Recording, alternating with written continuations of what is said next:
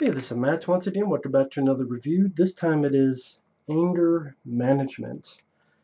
This would be in my top 10 favorite Adam Sandler movies. I really did a kick out of this one. I actually saw this in the theater back in 2003. 2003 was a year that I was living in Texas at the time, and we lived very, very close to a movie theater. So I would go to the theater as often as possible and was able to catch movies like this. It's directed by Peter Segal, who directed Tommy Boy. Of course, Adam Sandler, you have Jack Nicholson. That's a great pairing. You also have John Turturro, who's in Mr. Deeds with Adam Sandler. Woody Harrelson makes an appearance. Louise Guzman, Marisa Tomei. Pretty much, Adam Sandler is very. He was embarrassed when he was a kid. He was trying to kiss this girl, and this bully pulled his shorts down, so he was very embarrassed. He's an adult, and he doesn't stick up for himself. He's very, I don't want to say meek, but he avoids confrontation. He doesn't want to kiss in public, probably because what happened to him as a kid. He's a pushover.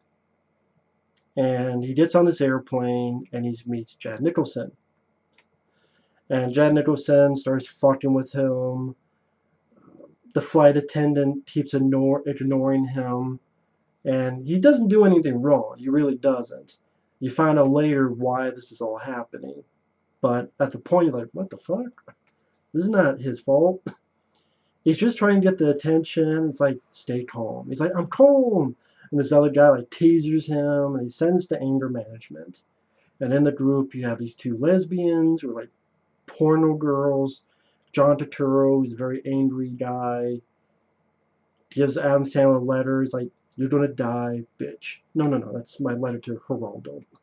Louise Guzman's part of it.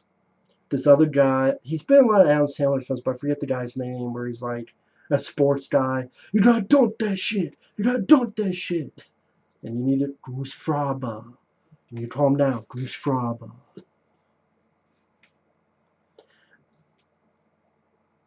John Turturro invites Adam Sandler out. They get in a fight with a bar. I think Harry Dean Stanton is the blind guy, and Sandler ends up accidentally hitting this girl, so he gets sentenced further. And at this point, Jack Nicholson moves in with Sandler, and this is a lot of fun stuff. I mean, Jack Nicholson deciding to get himself nude in bed while Adam Sandler has this funny look on his face. In the morning, when Jack throws the eggs at Adam Sandler, I was like, holy shit! And Jack is like, I said over easy. Now, why did I do that? Because I refused to spoon with you last night? There's another moment where they're driving and Jack Nicholson stops the car and Adam Sandler's like, well, we're on a freeway and people are passing us by and they're cussing at us. No, we don't stop and you don't sing this song. What? Sing this song? Come on. I feel pretty, oh so pretty. I feel pretty and nitty. That was a fun moment. Jack Nicholson meets Adam Sandler's boss, whose name's Frank. And the actor is actually Kurt Fuller, who had a big role in Wayne's World. He was the main villain in that Hulk Hogan movie, No Holds Barred. He had a role in The Running Man. But Jack keeps calling him Fran, and then Sandler just breaks, his name is Frank! Like, moments like that really made me laugh. And then you see Sandler's job, and he makes these clothes for fat cats. A very cute cat named Meatball, the cat, and has these clothes and a beret. I'm like, oh, that's cute. But Jack Nicholson. It was fun to see Jack. I'm a big Jack Nicholson fan. I love The Shining. He does a great job in One Flew Over the Cuckoo's Nest, and I'm not big into Chinatown, but he's good acting-wise in that film. As good as it gets is a good movie.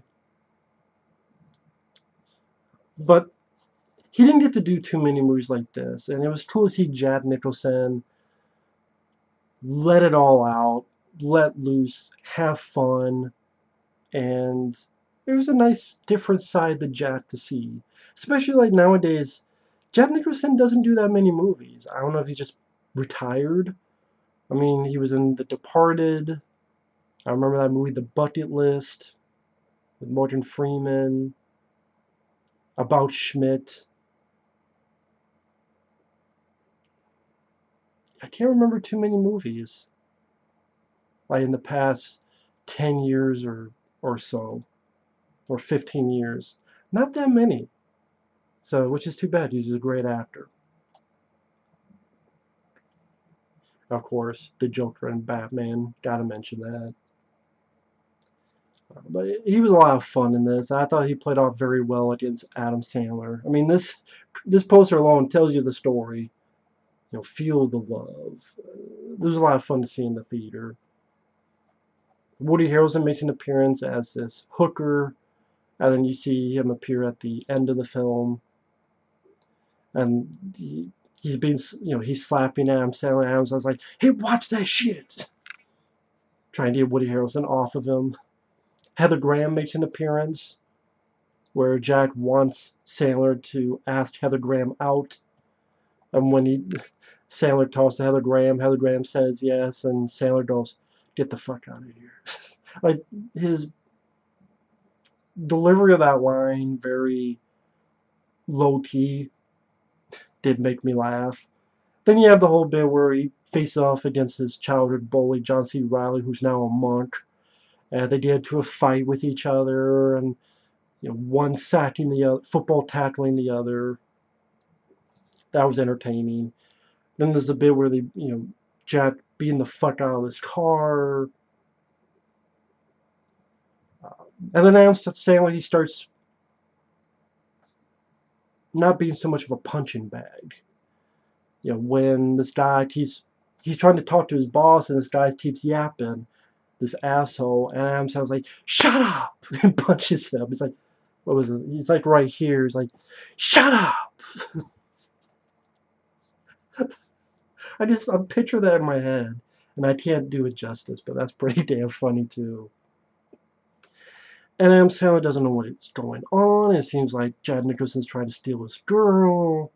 He's dealing with Jack Nicholson's craziness, like this part where he's messing with his hair with his electrical thing. He thinks, "Oh my god, this is all Jack. He's crazy. He's trying to get my girl," and then you find out it's all been part of this test.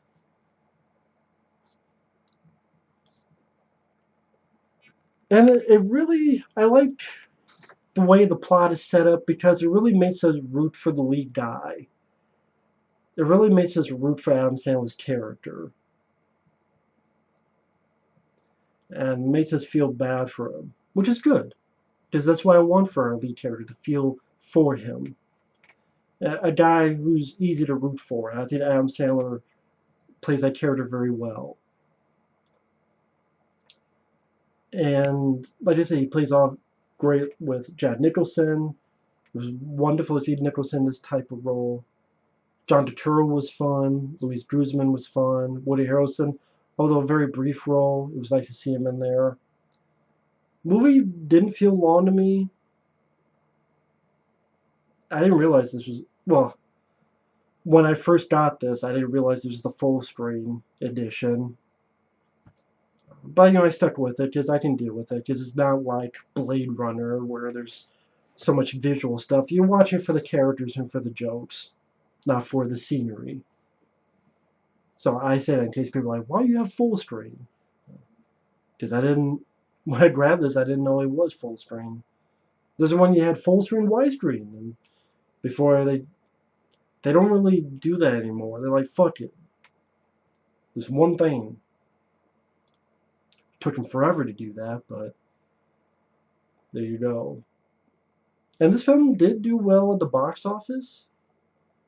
Made quite a bit of money, so it continued Adam Sandler's successful uh, streak of box office hits. Because after this, you had stuff like The Longest Yard and Click. I'm trying to think, what came out in 2004? How to get back to you on that. If there is, that'll be the next review. But yeah, this is fun rewatching this again. Very entertaining. Marisa Tomei was okay. I mean, I would put like Drew Barrymore and Others above her, as for people who co-star with Adam Sandler in the romance department, like her character wasn't really given much material in the story, which is fine because I was more interested in these two guys hanging out with each other, and that's what I would have preferred. So I don't really call that a. Some may call that a flaw. Maybe they would have wanted more with Adam Sandler and Marisa Tomei, but that would have taken away screen time from these two together, and I would have preferred this. So for me, I'm fine with that.